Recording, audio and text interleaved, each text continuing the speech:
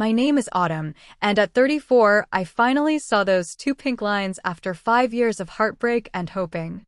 5 years of temperature tracking, fertility treatments, and countless tears. When I held that positive test in my trembling hands, I thought our dream was finally coming true. Brandon and I had always talked about having children. At least, that was what I believed until the moment I told him. His cold eyes met mine as he sneered, "Don't expect me to celebrate." I never wanted this mistake. Before I continue this story, let me know where you're watching from and hit that subscribe button. Trust me, what happened next changed my entire life, and I'm still dealing with the aftermath to this day. Brandon and I met during our junior year of college. I was studying elementary education, and he was on the business track with dreams of corporate success. We literally bumped into each other at the campus coffee shop one rainy October morning. My books went flying, his laptop nearly crashed to the floor, and in that chaotic moment, something clicked between us. He asked for my number to make sure I was okay after our collision, and by that weekend, we were on our first date. Those early days were magical. Brandon was charming, attentive, and seemed genuinely interested in everything about me. We'd spend hours talking about our future, our dreams, and the life we wanted to build together. He'd look at me with those warm brown eyes and tell me I was the missing piece he'd been searching for. I fell hard and fast, believing I'd found my forever person. After graduation, Brandon landed a coveted position at a financial firm while I secured a job teaching second grade at a local elementary school. We moved in together, and 2 years later, he proposed during a weekend trip to Cape Cod. The wedding was everything I'd dreamed of, small and intimate with our closest friends and family. Catherine, my mother, cried throughout the ceremony, telling everyone how perfect we were for each other. The first 2 years of marriage were blissful. We traveled, established our careers, and enjoyed our time together. When we started talking about having children, it felt like a natural progression. I remember lying in bed one Sunday morning, the sunlight streaming through our bedroom windows when Brandon kissed my forehead and said, "Let's start a family." That was when everything began to change, though I didn't recognize it immediately. As Brandon climbed the corporate ladder, his personality shifted subtly. The man who once rushed home to have dinner with me began working later. The weekend trips became business conferences. The warm conversations became brief exchanges about schedules and household matters. "It's just temporary," he'd say whenever I expressed concern. "Once I make director, things will calm down." But they never did. Instead, the distance between us grew wider with each promotion he received. By our 4th anniversary, we were living parallel lives in the same house. I still loved him, still believed in our marriage, but the loneliness was becoming unbearable. From the outside, we looked perfect, the successful finance executive and his teacher wife, living in a beautiful colonial in a desirable neighborhood. But behind closed doors, I often cried myself to sleep while Brandon worked in his home office. When we decided to try for a baby, I thought it might bring us closer. Brandon seemed enthusiastic at first, talking about converting the guest room into a nursery and even suggesting names. But as months passed without a pregnancy, his interest waned. Every negative test seemed to relieve him rather than disappoint him. After a year of trying naturally, we consulted a fertility specialist. Dr. Stephanie Wilson was kind but straightforward about our options. We began with the least invasive treatments, but each failure took its toll on me emotionally. Brandon attended the first few appointments before finding excuses to miss them. "Work is crazy right now," became his mantra. My best friend Rachel was my rock during those years. When Brandon missed our 3rd IUI procedure because of a crucial meeting, Rachel took the day off to drive me to the clinic and hold my hand. "Are you sure he still wants this?" she asked gently on the drive home. I brushed off her concern, making excuses for him as I'd become accustomed to doing. Brandon's sister Heather never helped matters. Unlike Rachel, who supported me unconditionally, Heather seemed to delight in our struggles. "Maybe it's not meant to be," she'd say with false sympathy at family gatherings. Some people just aren't cut out for parenthood. Each comment was a knife to my already wounded heart. As we approached our 5th year of trying to conceive, I began to lose hope. The fertility treatments were expensive, emotionally draining, and taking a toll on my body. Brandon had become even more distant, often sleeping in the guest room under the pretense of not wanting to disturb me when he came to bed late. I was beginning to consider suggesting we take a break from trying when everything changed. After feeling unusually tired and queasy for a week, I took a pregnancy test without much expectation. When those 2 pink lines appeared, I couldn't believe my eyes. I took 3 more tests over the next 2 days, each confirming what seemed impossible. After 5 years of heartbreak, I was finally pregnant. The day I confirmed my pregnancy, I wanted to make the announcement to Brandon special. Despite our growing distance, this was the moment we had supposedly been working toward for 5 years. I left school early, stopped by the market to buy ingredients for his favorite meal, and even picked up a small gift box containing a pair of tiny baby shoes with a note that read, "Can't wait to meet you, Daddy." I spent hours preparing dinner, setting our dining room table with the good china we rarely used, lighting candles, and even putting on the dress I wore on our first anniversary. My hands trembled with excitement as I heard his key in the lock just after 7. "What's all this?" Brandon asked, loosening his tie as he entered the dining room. There was no warmth in his voice, just suspicion. "I wanted to do something special tonight," I replied, trying to keep my voice steady. "We've both been so busy lately." Dinner was awkward. Brandon checked his phone repeatedly, answering work emails between bites of the meal I'd spent hours preparing. When I finally placed the small gift box beside his dessert plate, he looked at it with indifference. "What's this?" he asked, not making a move to open it. "Just a little something," I said, my heart pounding. "Open it." With obvious reluctance, he untied the ribbon and lifted the lid. For a moment, he just stared at the tiny shoes. Then, without touching them, he closed the box and pushed it away. "Is this some kind of joke?" His voice was ice cold. "Brandon, I'm pregnant," I said, tears of joy forming in my eyes. "We're going to have a baby." The silence that followed seemed to stretch for an eternity. When he finally spoke, his words shattered my world. "Don't expect me to celebrate. I never wanted this mistake." I felt as though all the air had been sucked from the room. "What are you talking about? We've been trying for 5 years. Brandon's laugh was cruel. "No, Autumn. You've been trying for 5 years. I went along with it at first because I thought it would never happen. After the first year, I was relieved every time you got your period. But the treatments, the appointments, all the money we spent." My voice trailed off as the horrible truth began to dawn on me. "It kept you occupied and happy," he said dismissively. "I figured we'd try for a while, you'd eventually give up, and we could get back to our real lives." "Our real lives," I repeated, feeling numb. "What about our plans?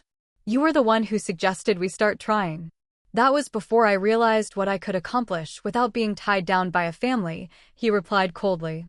"Look, I'm up for partner next year. Do you think they're going to promote someone who has to run home for diaper duty?" As he continued speaking, memories flashed through my mind.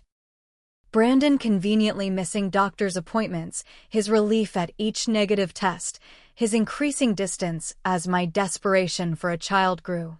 How had I been so blind? "So what are you saying?" I asked, my voice barely a whisper. "I'm saying this pregnancy is inconvenient and unwanted. At least by me." His eyes were cold, unrecognizable. "You want to play mommy so badly, that's your choice. But don't expect me to pretend I'm thrilled about it." I felt physically ill, one hand instinctively moving to my stomach where our child was growing. "This isn't playing, Brandon. This is our baby. It's a collection of cells that's going to ruin everything we've built," he snapped. "Do you have any idea what a child costs? What it does to your career, your freedom, your life?" "I thought we wanted the same things," I said, tears now streaming down my face. "A family, children." Maybe at the beginning, he conceded with a shrug. But people change, Autumn. I've outgrown those naive dreams. I have bigger plans now. That night, I cried myself to sleep in our bedroom while Brandon worked late in his office, as though nothing momentous had happened.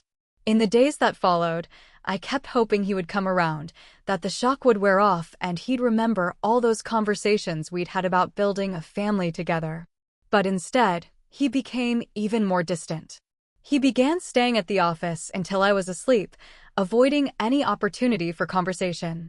When we did interact, he acted as though my pregnancy was an inconvenience on par with a minor home repair, something annoying that unfortunately needed to be addressed. I tried everything to reach him. I left pregnancy books on his nightstand, sent him updates about the baby's development, even suggested we attend a counseling session together. He either ignored these attempts or responded with thinly veiled irritation. Can we not make this the center of our entire existence? He snapped one morning when I mentioned a prenatal appointment. Some of us have actual important things to focus on. Each dismissal, each cruel word chipped away at the love I'd held for him for so long. But still, I held on to hope that something would change, that the man I married was still in there somewhere. 3 weeks after I shared my pregnancy news with Brandon, we had our monthly dinner at his parents' house. These gatherings had always been tense affairs, with his mother Nancy criticizing everything from my career choice to my cooking, while his father Gregory sat in silent compliance. Brandon's sister Heather usually spent these evenings making subtle digs at me while positioning herself as the perfect daughter. The drive to their suburban home was painfully quiet. Brandon had barely spoken to me all day, and the silence in the car was suffocating. "Have you told your parents about the baby?" I finally asked as we turned onto their street. "No," he replied shortly. "And I'd prefer to keep it that way for now." My heart sank. "Brandon, I'm already 10 weeks along. People are going to notice eventually. Just don't bring it up tonight, okay?" His knuckles were white on the steering wheel. "My dad's company is going through a restructuring, and Mom's already stressed." I bit my lip to keep from arguing. His parents' convenience always seemed to take precedence over my feelings. As expected, the evening started with Nancy's subtle criticisms. "Autumn, dear, you look tired. Are you not sleeping well? And that's an interesting choice of outfit. Bold of you to wear something so casual to dinner." Throughout the appetizer course, Heather dominated the conversation with stories about her recent promotion and the luxury condo she was considering purchasing. Brandon engaged enthusiastically with her, both of them speaking the language of ambition and success that their parents so admired. I sat quietly, pushing food around my plate, the nausea of first trimester pregnancy making it difficult to eat Nancy's overly rich cooking. When I declined a glass of wine, Heather's eyebrows shot up. "Turning down Mom's expensive Cabernet? That's not like you," she remarked with feigned concern. "I'm just not in the mood for alcohol tonight," I replied, trying to keep my voice even. "Are you on some kind of health kick?" Nancy asked, looking me up and down. "Though I must say, it doesn't appear to be working. You've gained weight." I felt my cheeks flush with embarrassment and anger. Before I could respond, Brandon unexpectedly spoke up. "Actually, Autumn's pregnant." The table fell silent. I stared at Brandon in shock, not just at his announcement but at the cold, detached way he delivered it. "Pregnant?" Nancy repeated, her fork suspended midway to her mouth. "Well, that's unexpected. Congratulations." Gregory offered uncertainly, looking between Brandon and me. Heather's smile was sharp as glass. "Wow, big brother. Didn't think you had it in you after all these years of trying." Brandon's next words froze my blood. "Who knows if it's even mine, honestly. Ever heard of cheating and DNA tests?" The room seemed to tilt around me. Had he really just suggested, in front of his family, that I had been unfaithful? That our long-awaited baby might not be his? "Brandon!" I gasped, unable to believe what I was hearing. Heather cackled, clearly delighted by the drama. "That kid's doomed with her as a mother anyway. Teaching isn't exactly a career that prepares you for raising successful children." Nancy didn't defend me. Instead, she looked at Brandon with concern.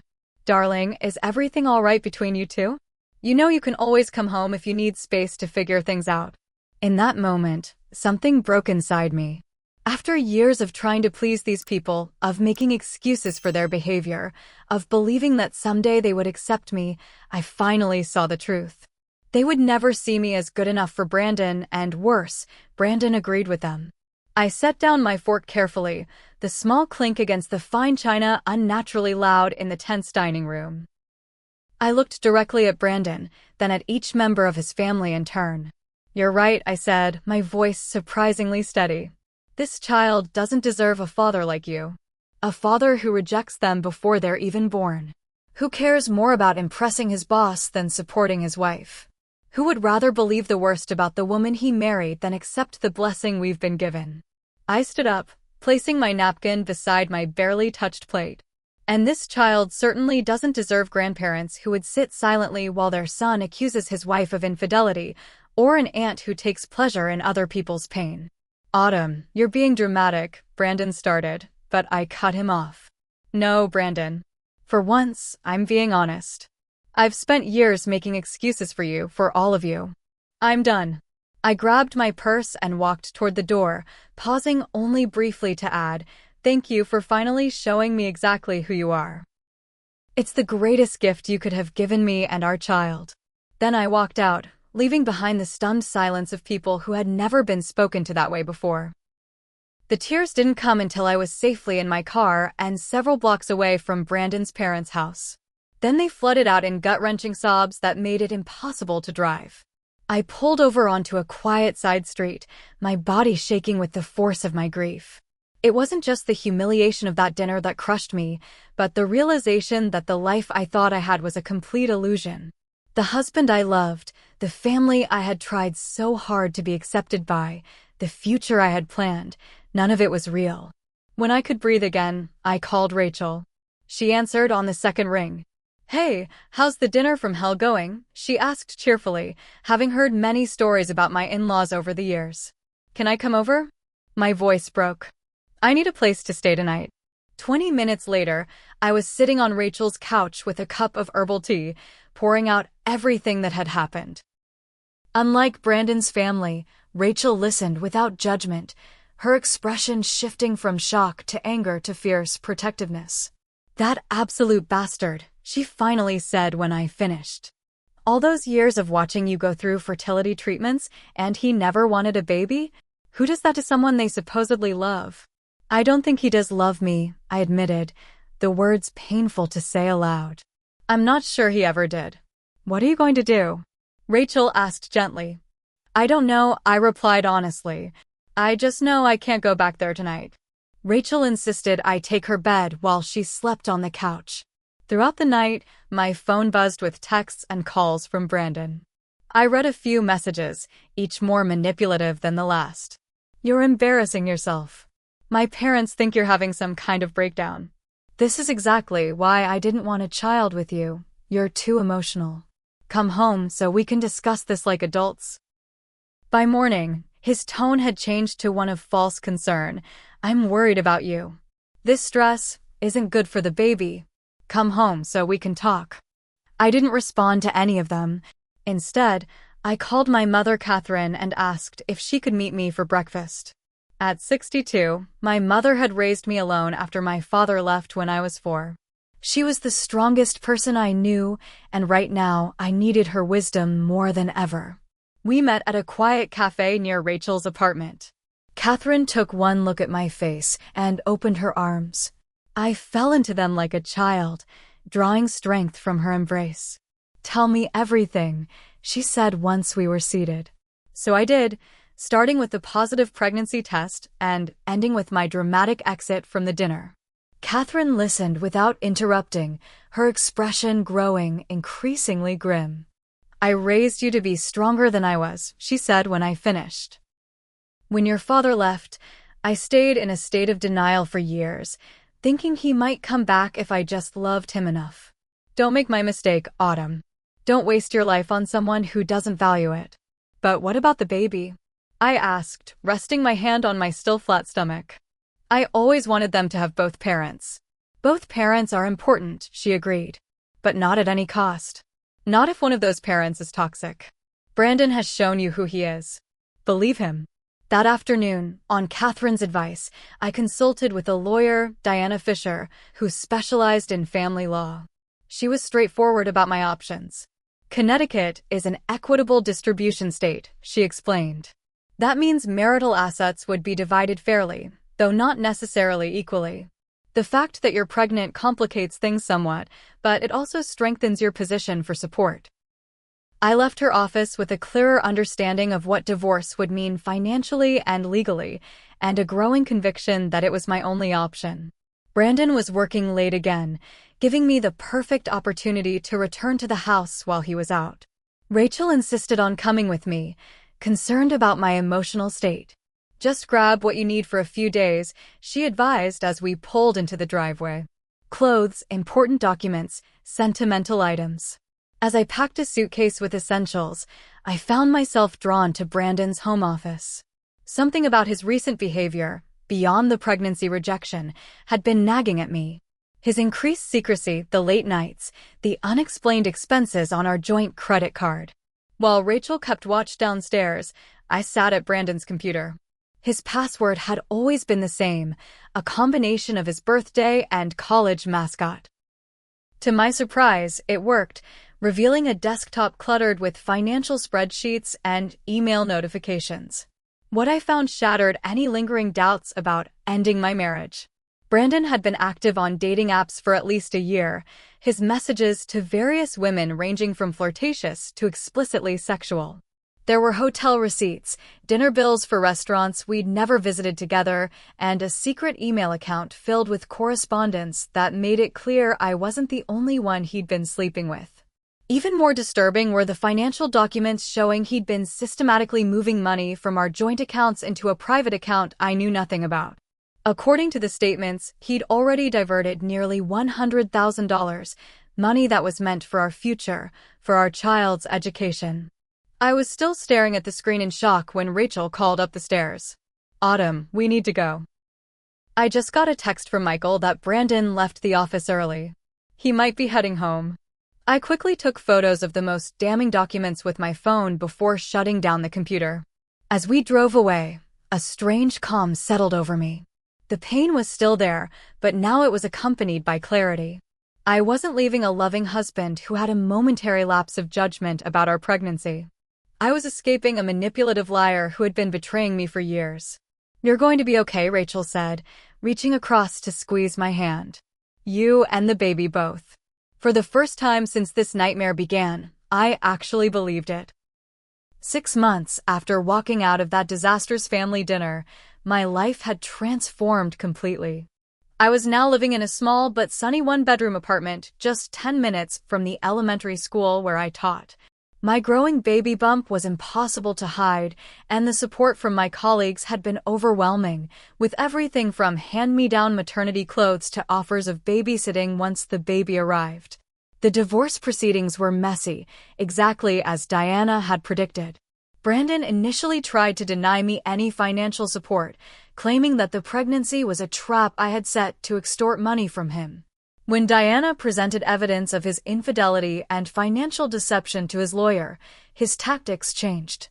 Suddenly, he was the concerned husband, worried about my mental health, suggesting that pregnancy hormones had made me irrational. "It's a common strategy," Diana explained during one of our meetings. "First they try to villainize you, and when that doesn't work, they try to pathologize you. Stay strong. We have the facts on our side." The most painful part was the smear campaign Brandon and his family launched against me in our social circle. According to their version of events, I had become obsessed with having a baby, refused to consider Brandon's feelings, and then had an emotional breakdown when he expressed legitimate concerns about our readiness for parenthood. Former friends who only heard their side of the story began to distance themselves. Invitations dried up. People I had known for years crossed the street to avoid talking to me. It was a harsh reminder of how easily reputations can be destroyed by those with social power and influence. But for every person who pulled away, someone new stepped forward. I joined a support group for single mothers, where I met women whose strength and resilience inspired me daily. Samantha, who had left an abusive husband while pregnant with twins. Madison, whose partner had abandoned her when their son was diagnosed with autism. Tessa, who had chosen single motherhood via sperm donor after years of unsuccessful dating. These women became my new tribe, offering practical advice, emotional support, and the reassurance that I wasn't alone. Through them, I discovered resources I never knew existed: affordable childcare options, pediatricians who worked with single-parent schedules, legal services for establishing clear custody arrangements. As my pregnancy progressed, there were health challenges. My blood pressure began to rise, leading to concerns about preeclampsia. Dr. Wilson monitored me closely, eventually putting me on modified bed rest for the final month. Rachel and my mother took turns staying with me, ensuring I followed doctor's orders while maintaining my dignity and independence. Brandon's only acknowledgement of these complications was a terse email asking if the medical issues would affect the divorce timeline. Not once did he ask how I was feeling or express concern for the baby's well-being. In my 7th month, I received a text from Brandon asking to meet. Against Rachel's advice, I agreed, choosing a public cafe for safety and bringing Michael, a colleague who had become a good friend, to sit at a nearby table just in case. Brandon looked tired, the polished executive image somewhat dimmed. He started with small talk about work before finally getting to the point. "I've been doing some thinking," he said, stirring his coffee without meeting my eyes. "About the baby." "Our daughter," I corrected him, one hand resting protectively on my rounded belly. We had learned the gender at my 20-week ultrasound, a moment I had experienced with Rachel beside me instead of my husband. "Right," he said uncomfortably. "Look, I know I reacted badly when you first told me. I was stressed about work. The partner track was consuming all my energy, and I just wasn't in the right headspace for a major life change." "And now?" I asked, keeping my voice neutral. "Now I've had time to process it. I think we should consider reconciliation for the baby's sake. Children need both parents." For a moment, I was speechless. After everything he had said and done, he expected me to simply forgive and forget? Why the sudden change of heart? I finally asked. Brandon shifted in his seat. "I've been doing some reflection. Family is important. My parents are concerned about their grandchild growing up without the Hartley name and influence." And there it was, the real reason. Not concern for our daughter or remorse for his behavior, but family reputation and appearance. "No," I said simply. "No?" Just like that. His expression hardened. "Don't you think our child deserves a chance at a normal family?" "What she deserves is to be surrounded by people who genuinely love and want her," I replied, gathering my things to leave. "You made it very clear that you don't. You called her a mistake, Brandon. You suggested she might not even be yours. Those aren't things I can forget, even if I wanted to." I was angry and shocked, he protested. "People say things they don't mean all the time." I stood up, suddenly tired of the conversation. "The truth is, I think you meant exactly what you said. You don't want to be a father, Brandon. You want to maintain your image and keep your parents happy. Our daughter deserves better than that." As I walked away, he called after me, "This isn't over, Autumn. That's my child too." Those words would prove prophetic in the months to come, but in that moment, I felt only relief at having maintained my boundaries. For weeks later, after 36 hours of labor, I gave birth to Emma Catherine Clark, 7 pounds, 3 ounces of perfection with a full head of dark hair and eyes that seemed to take in everything around her. Rachel and my mother were with me through every contraction, every push, every moment of fear and triumph. Brandon was notified of Emma's birth by my lawyer, as required by our temporary agreement. He sent flowers to the hospital but didn't visit. In those first precious days with my daughter, his absence felt not like a loss but like a relief. There was no tension, no criticism, no emotional manipulation, just the pure joy of getting to know the little person I had carried for 9 months. Taking Emma home to our small apartment, I felt a sense of peace I hadn't experienced in years. Our life together was just beginning, and despite all the challenges ahead, I knew with absolute certainty that walking away from Brandon had been the right decision, not just for me, but for the precious child now sleeping in my arms. Time has a way of passing both slowly and quickly when you're raising a child alone.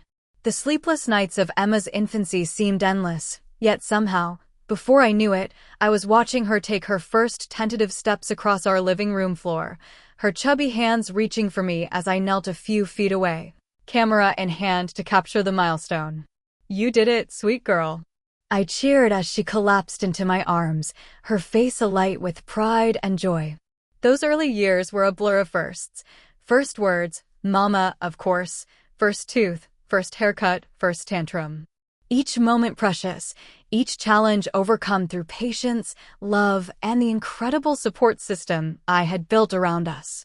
My mother, Catherine, became a constant presence in our lives, coming over several times a week to spend time with Emma and give me brief moments to myself. Rachel, despite her busy schedule as a marketing executive, made time to be Emma's honorary aunt, bringing thoughtful gifts and taking her for special outings as she grew older. Professionally, I found unexpected opportunities opening up. The principal at my school, impressed by my dedication despite personal challenges, recommended me for a lead teacher position with a significant salary increase. The additional income allowed me to move us to a slightly larger apartment with a small second bedroom for Emma and start a modest college fund for her future. Financial struggles were still a reality, despite the child support Brandon eventually began paying after Diana threatened to take him back to court. There were months when unexpected expenses, like car repairs or medical bills, left us living on pasta and frozen vegetables. But even in those lean times, we had enough, and Emma never doubted for a moment that she was loved and secure. Brandon's involvement during these years was sporadic and superficial. He would go months without contact, then suddenly demand time with Emma, usually coinciding with his parents' visits to town or holidays when family photos would be taken. The first few times, Emma returned from these visits confused and upset. "Mommy, why does Daddy call me princess but never plays with me?" she asked after one particularly awkward visit when she was 3. Brandon had spent most of their court-mandated time together on his phone while Emma colored quietly at his feet. These encounters established a pattern that would continue for years, Brandon making grand promises about special outings or gifts, Emma's excitement, and then the inevitable disappointment when he canceled at the last minute or cut their time together short for work emergencies. Something came up at the office, became a phrase Emma learned to expect, her little face growing increasingly stoic each time she heard it. After one particularly devastating incident when Brandon failed to show up for the father-daughter dance at Emma's preschool, leaving her waiting in her special dress until all the other children had left with their dads, I confronted him by phone. "Do you have any idea what you're doing to her?" I demanded, my voice shaking with anger. "She waited for 2 hours, Brandon. 2 hours in a dress she picked out especially to impress you." "I told you I had a meeting," he replied defensively. "I can't just drop everything because of some school event." "Then stop making promises you have no intention of keeping," I said. "It's better for her to have no father than one who constantly disappoints her." After that incident, I established clearer boundaries. Brandon could only schedule time with Emma if he confirmed 24 hours in advance, and I stopped building up these visits to Emma beforehand to minimize her disappointment when they inevitably fell through. When Emma was 5, a chance encounter at the farmer's market brought Brandon's world colliding with ours in an unexpected way. Emma and I were selecting peaches when I heard a familiar voice. "Autumn? Is that you?" I turned to find Brandon standing there with a stylishly dressed woman in her late 20s, their hands intertwined. Emma, who had been chattering happily about making peach cobbler with Grandma Catherine, fell silent, her eyes fixed on her father. "Hi, Brandon," I said, keeping my voice neutral for Emma's sake. "I didn't expect to see you here." "We just moved to this neighborhood," the woman said with a bright smile. "I've been telling Brandon about this market for ages. I'm Megan, by the way." As she extended her hand, I noticed the large diamond engagement ring sparkling on her finger. Brandon looked uncomfortable, shifting his weight from foot to foot as he avoided looking directly at Emma. "Daddy?" Emma's small voice broke the awkward silence. "It's me, Emma. Your princess." The confused hurt in her voice as she questioned whether her own father recognized her was nearly my undoing. Megan's smile faltered as she looked between Brandon and Emma, clearly putting together pieces of a puzzle Brandon had likely left incomplete. Emma, Brandon finally acknowledged with a nod. You've grown. It had been nearly 8 months since his last visit, one of his longest absences. I'm in kindergarten now, Emma informed him seriously. I can read whole books by myself. That's nice, Brandon replied, looking increasingly desperate to escape the situation. We should probably get going, Megan interjected, her expression now guarded as she studied Emma's face, which, unfortunately for Brandon, was a miniature feminine version of his own. As they walked away, Emma tugged at my hand. Mommy, is that Lady Daddy's new wife? I don't know, sweetheart, I answered honestly. But it looks like she might be. Does that mean I'll have a new mommy too? The tremor in her voice broke my heart. I knelt down to her level, right there among the fruit stands. No, baby. You only have one mommy, and that's me. Nothing and no one will ever change that. That encounter led to difficult but necessary conversations about family structures, divorce, and the complicated reasons adults sometimes couldn't stay together. I was determined to be honest with Emma in age-appropriate ways, never villainizing Brandon, but not making excuses for his behavior either. As Emma started elementary school, her questions about her father became more frequent and complex. Why didn't he live with us? Why did some kids have dads who coached their soccer teams while hers rarely called? Was it something she had done wrong? Sometimes people aren't ready to be parents when they have children, I explained during one particularly difficult conversation. It doesn't mean they don't love their kids, but they might not know how to show it properly. Like when Jake in my class says he hates his mom, but really he just wants more attention? Emma asked, her emotional intelligence surprising me. Something like that, I agreed. Grown-up feelings are complicated too. Despite these challenges, Emma was thriving. She was academically gifted, socially confident, and possessed a kindness that teachers consistently commented on. She had inherited my love of reading and would spend hours lost in books, creating elaborate stories about the characters that continued long after the final page. As for me, after years of focusing solely on motherhood and teaching, I cautiously began to consider dating again. James, a divorced father of 2 whose son was in Emma's class, asked me to coffee after we chaperoned a field trip together. That coffee led to dinner, and dinner led to a comfortable friendship that held the potential for something more. You deserve happiness too, you know, Rachel reminded me when I expressed guilt about spending time away from Emma. She needs to see you as a complete person, not just her mom. Those words stayed with me as I navigated this new chapter of our lives. Emma and I had created our own family traditions: Sunday morning pancakes, summer camping trips with Catherine, holiday cookie baking with Rachel and her family. We had built a life full of love and security, proving that family isn't defined by conventional structures, but by the bonds we choose to nurture. As Emma's 7th birthday approached, I looked back on the journey we had taken together and felt an overwhelming sense of gratitude. The path hadn't been easy, but it had led us exactly where we needed to be. Emma's 7th birthday party was in full swing in our backyard. Children darted between the water sprinkler and the craft table I had set up, their laughter filling the air. Catherine was distributing cake slices while Rachel organized the gift opening. It was a perfect summer day, the kind that reminds you life's greatest joys often come wrapped in the simplest packages.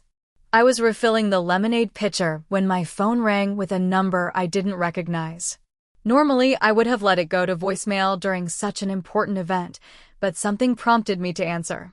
Is this Autumn Clark? A woman's professional voice asked. Yes, speaking. I'm calling from Hartford Memorial Hospital.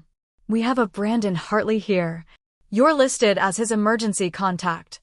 The world seemed to tilt slightly. What happened? Mr. Hartley has suffered a heart attack. He's stable now, but it was serious. He's asking to see you. After ensuring Emma was happily engaged with her friends and explaining the situation to Catherine and Rachel, I made the 30-minute drive to the hospital, my thoughts churning. Brandon and I had maintained minimal contact over the years, communicating primarily through lawyers or brief text messages about Emma. Why would he ask for me now? I found him in a private room, looking smaller somehow against the white hospital sheets. Monitors beeped steadily beside him, for lines running into his arm. At 39, he seemed to have aged a decade since I'd last seen him up close. "Autumn," he said when he noticed me standing in the doorway. His voice was raspy, weak. "Thank you for coming." "What happened?" I asked, remaining near the door. "Collapsed during a presentation," he explained, gesturing weakly at the chair beside his bed. "Turns out 35 years of terrible eating habits, 80-hour work weeks, and genetic predisposition make a bad combination." Reluctantly, I took the offered seat. "Where's Megan?" I had received a wedding invitation about a year after our farmers market encounter, which I had politely declined. "Gone," he said simply. The marriage lasted 14 months.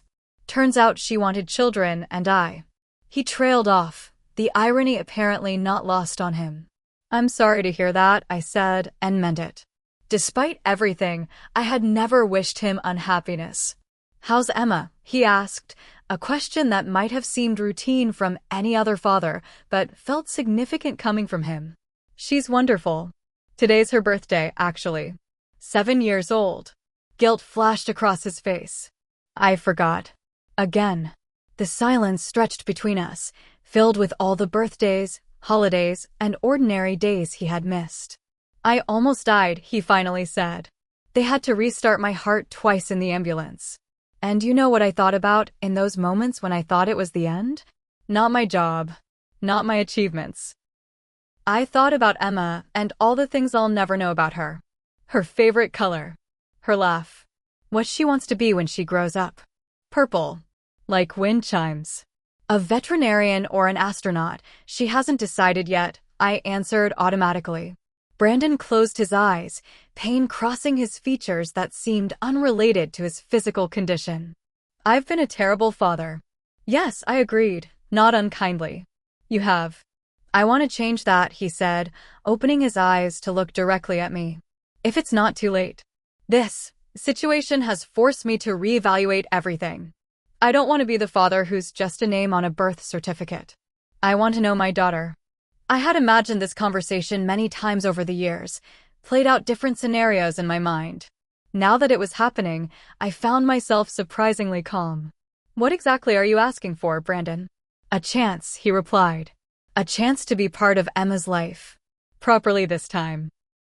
"This isn't a decision I can make alone," I said after a moment. "Emma's old enough now to have a say in this too. And I won't set her up for more disappointment." Over the next few weeks, as Brandon recovered, I consulted with Diana about the legal implications of changing our custody arrangement and spoke with a child psychologist about the best way to handle reintroducing Brandon into Emma's life. Dr. Parker, the psychologist, was clear about the approach we should take. Children are remarkably resilient, but they need consistency and honesty. If Mr. Hartley is serious about being involved, he needs to understand that this is a long-term commitment, not something he can drop when it becomes inconvenient. With her guidance, I arranged a supervised meeting at her office. I prepared Emma as best I could, explaining that her father had been sick and was now hoping to spend more time with her. "Is he different now?" Emma asked perceptively. "Will he still cancel our plans?" "I don't know, sweetheart," I answered honestly.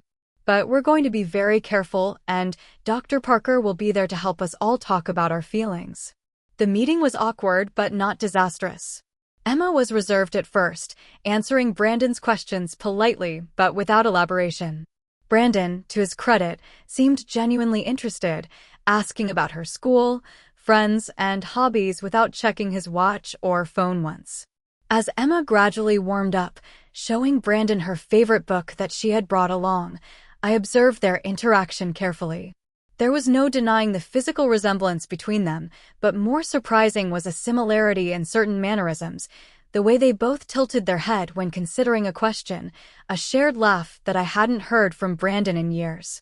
At the end of the session, Dr. Parker suggested a gradual introduction of regular visits, starting with short, structured activities and building from there.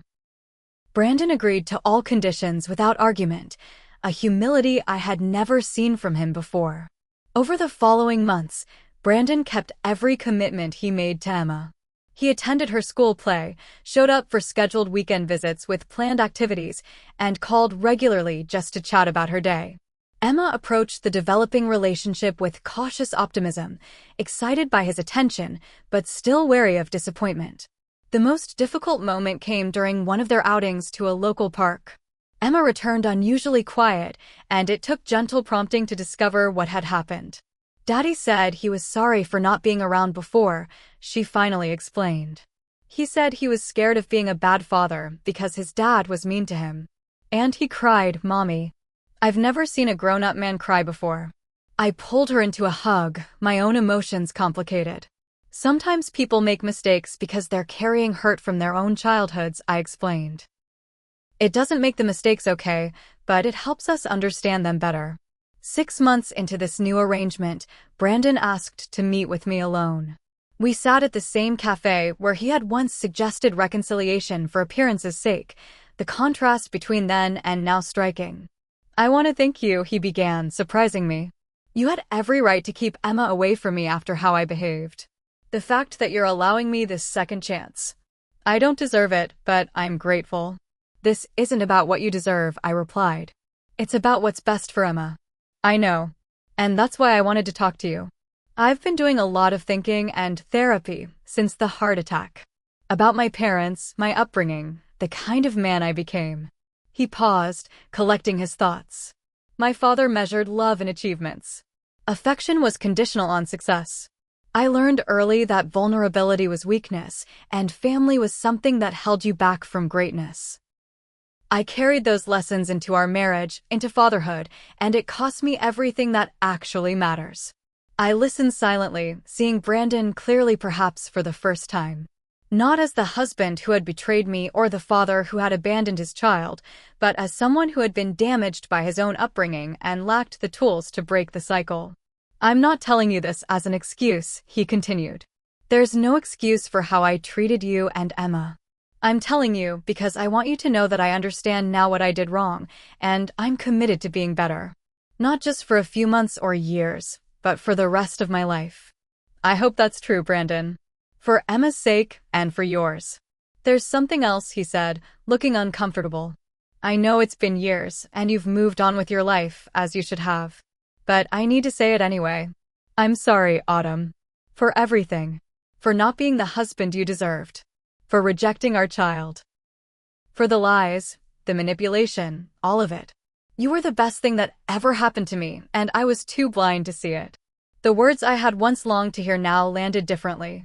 There was no vindication, no satisfaction, just a quiet acknowledgement of a shared past that had shaped us both. "Thank you for saying that," I replied after a moment. "I forgave you a long time ago, Brandon. Not for your sake, but for mine and Emma's. Carrying that anger was too heavy. Does forgiveness mean there's any chance we could?" He began hesitantly. I shook my head gently. "No, that chapter of our lives is closed. I'll always be connected to you through Emma, and I'm willing to have a cordial co-parenting relationship for her benefit. But romantically, that door is closed." Instead of arguing or trying to persuade me as the old Brandon might have done, he simply nodded. "I understand. I just needed to ask, to know for certain." As I drove home, I reflected on how far we had all come from that devastating night when I discovered I was pregnant only to have my joy crushed by Brandon's rejection. Emma was thriving, secure in the knowledge that she was loved unconditionally. I had built a life filled with purpose and authentic relationships. And Brandon, it seemed, was finally facing his demons and attempting to grow. When I arrived home, Emma was sitting on the porch with James, giggling as they worked together on a science project for school. The sight warmed my heart, a reminder that family comes in many forms, created not by blood or obligation, but by choice and love. "Mom, James is helping me build a volcano that actually erupts," Emma called excitedly as I approached. "That sounds messy and wonderful," I replied, exchanging a smile with James. Later that evening, after Emma was in bed, I sat on our small balcony looking at the stars. The journey had been so much harder than I ever imagined when I dreamed of motherhood, but also infinitely more rewarding. Walking away from Brandon and his toxic family had been the bravest and best decision I ever made, not just for me, but for the bright, compassionate little girl sleeping peacefully inside. Whatever the future held, whether Brandon maintained his commitment to change or eventually reverted to old patterns, Emma would be okay. We had built an unshakable foundation of love and truth that would carry her through life's challenges. And in the end, that was all that really mattered. Have you ever had to make a difficult decision to protect yourself or your child from toxic relationships? I'd love to hear your stories in the comments below. If this story resonated with you, please hit the like button and subscribe to hear more journeys of strength and resilience. Remember, sometimes walking away isn't giving up, it's choosing yourself. Thank you for listening and stay strong out there.